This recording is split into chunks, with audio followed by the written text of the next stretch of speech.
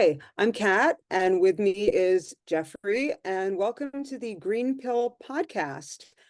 Today, we're going to be talking about ghosting. I don't know about you, but I have been ghosted. I think you've probably been ghosted. Jeffrey, have you been ghosted? It Absolutely. sucks. It sucks a lot. Hmm. And why do people do that? I mean, I know why people do that because a lot of the times it's the easiest way to do things. It just is. But it Right. sucks. It It's absolutely it is hard. I mean, I just went through that recently, and Yeah. it is, to be honest, it is a bit of emotional immaturity Yeah. in the sense that you can't deal with things. It's the same thing like when I broke up with someone. They were really far away, but I'm not going to send them a text. I'm not going to do anything like that. I'm certainly not going to ghost. I'm going to go there and talk to them in person because that's maturity. That's allowing someone to talk it out and decide that it's not working. But ghosting is just, I can't face the reality and I'm just doing this. And you just got to deal with it. But it is sad. It is disheartening because it's no closure. I think it's easier to break up with someone romantically than it is to break up with a friend, Mm, someone. I think that being ghosted by somebody who was your friend sucks more, I think, right. I think so too. because that happened to me recently. There was someone who I was very, very close with. This person was like a younger sibling for years. Like I knew this person since they were 15. I mentored this person, and they were really like a younger sibling. And for the life of me, I don't know why they chose to disappear. I Mm, really don't. And I I messaged them and I said, look, I understand that relationships change and people evolve and things don't stay the same. And ordinarily, I would suck it up. I would say, all right, well, these things happen, and I would lick my wounds and that would happen. But you know what? Not with you.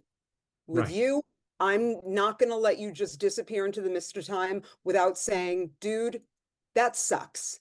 That Absolutely. just sucks. And I Hmm. sent it in a DM, and I know that it was received because the little DM says read. Hmm. Never heard anything back. And I went, all right, well, You there's try. nothing I can do about it. That's all you can do. And I still don't. mean, I it mean, like I sucks. was besties with this person.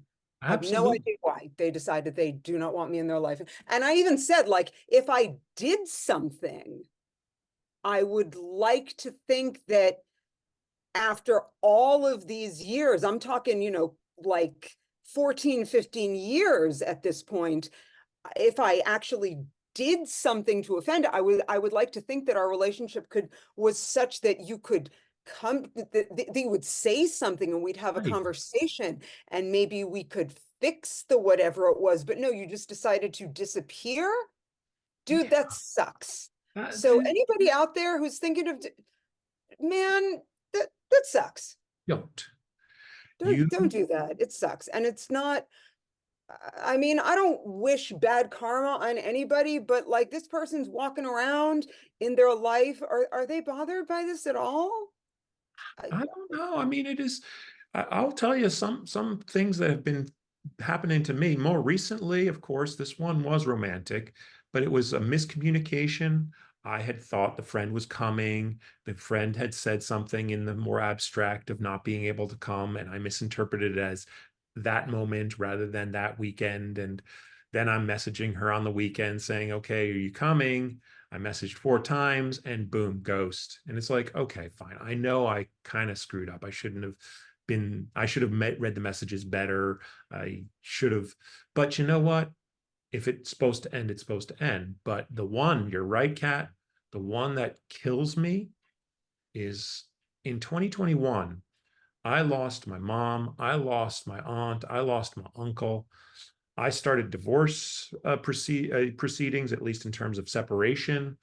And I totaled my car, which had free fuel for life. And I was looking forward to that fuel Oh my because God. now I live in an apartment. It would have been so nice not having a house to charge my car. But that's apropos of nothing. Don't worry about that. The point Yeah. being that I got really persnickety and really emotional in social media. And I regret some of the things I said, but people reacted and I got defriended by my best friend. And then things got worse Yeah. because all the things that were going on politically, I got blocked. And blocking, oh, that is painful. When it's your Yeah. best friend, even more so painful. Now, I will say that this particular friend, we are sort of okay. We do talk in other formats than social media. So we're not totally not friends anymore, but we're not as close as we used to be. So it's still hard. And another friend I used to play D&D with, and there is my undiagnosed ADHD going and overthinking and overthinking and messaging and overthinking and messaging and overthinking until blocked. Ugh. And I admit, again, it's my brain. I gotta sit down and think sometimes. I can't be instantaneous, but I can take as much ownership of these issues. But it is important to say it's not all my fault and it's not all your fault. I mean, if again, look, you were in a place, and that happens to all of us. What and 2021, it was hard. It was a hard year for everybody. Mhm. So I know that when I'm in a place, I stay the hell off of social media. I'm the kind of person who, if anybody goes and looks at my social media, they're going to find mostly dog videos and and the like. I I I don't share my dirty laundry on the socials. I just don't. And I'm not dissing on the people who do. That is your right. That is your thing. That is your socials. You do you.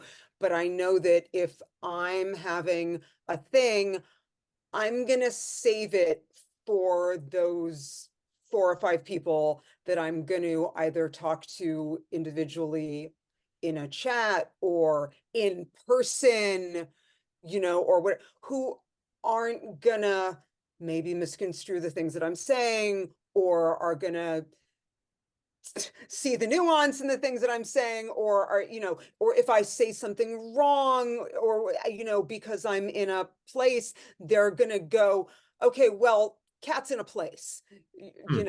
and Right. maybe Cat's saying that because Cat's in a place, not because Cat's suddenly Satan Right. or whatever, and decide then for the rest of it, because we live in a world where unfortunately you say one wrong thing and you're Satan forever. Oh, yeah.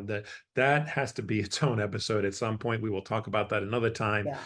The concept of all that stuff. But anyway, moving back on to ghosting. I Yeah. mean, it is painful and it is hard, uh, but you got to deal with it, and that is, I think, the most important thing. How do you deal with being ghosted?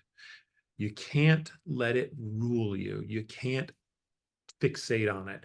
Sure, analyze it like I just did, but don't let that analysis be anything but a learning experience for you. Learn from things that you do, but accept that it's not all your fault. Look, if this person, the one who ghosted me, told me that I had done something, then I would happily take responsibility for it. But since I don't know if there is a thing, then I can't. So all I can do is sit here and go, you know what, dude? You made this choice, and I personally think that you are worse off without me in your life. Right. So yeah, I'm hurt, but in the long run, this sucks for you too. So peace out. Perfect. I couldn't have said it better, Kat. Couldn't have said it better. And thanks, everyone. Yeah, ghosting Green light. sucks. Don't do it. Don't do it. Well said.